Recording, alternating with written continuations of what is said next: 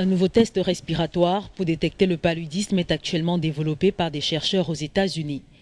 Cette étude fait suite à la découverte en 2015 des toxines chimiques distinctives pouvant être détectées dans le souffle des patients atteints de paludisme, facilement détectables. Nous envisageons vraiment ce travail comme un test d'ivressomètre utilisé lors des contrôles de détection du taux d'alcool dans l'organisme par la police. Ce serait un dispositif durable approprié lorsque les ressources sont limitées. Il ne nécessite pas un observateur qualifié ou une personne formée pour utiliser l'appareil. Le terpène, un composé chimique, a permis de découvrir que le parasite responsable du paludisme dégage une odeur distincte qui attire les moustiques. Ces types de composés, quand ils sont dans le sang, peuvent effectivement entrer dans les poumons et le gaz que vous expirez.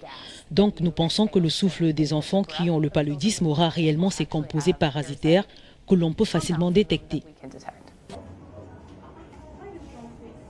Les chercheurs ont pu détecter et diagnostiquer avec précision le paludisme dans l'air expiré par les patients mineurs au cours d'une étude pilote effectuée au Malawi. La pandémie a fait près de 438 000 morts en 2015, en majorité les enfants de moins de 5 ans en Afrique subsaharienne selon l'Organisation mondiale de la santé. Nous donnons près de 300 millions de doses de traitement du paludisme chaque année et nous ne savons même pas si nous leur donnons aux bonnes personnes. Ces tests sont très coûteux et pas totalement fiables. Nous voulons utiliser judicieusement ces antimicrobiens et antipaludiques seulement sur des gens qui en ont vraiment besoin. Je pense donc qu'un test à faible coût pour diagnostiquer permettrait de préserver nos antipaludiques seulement pour les enfants qui en ont besoin. Cela leur permettrait d'être résistants plus longtemps.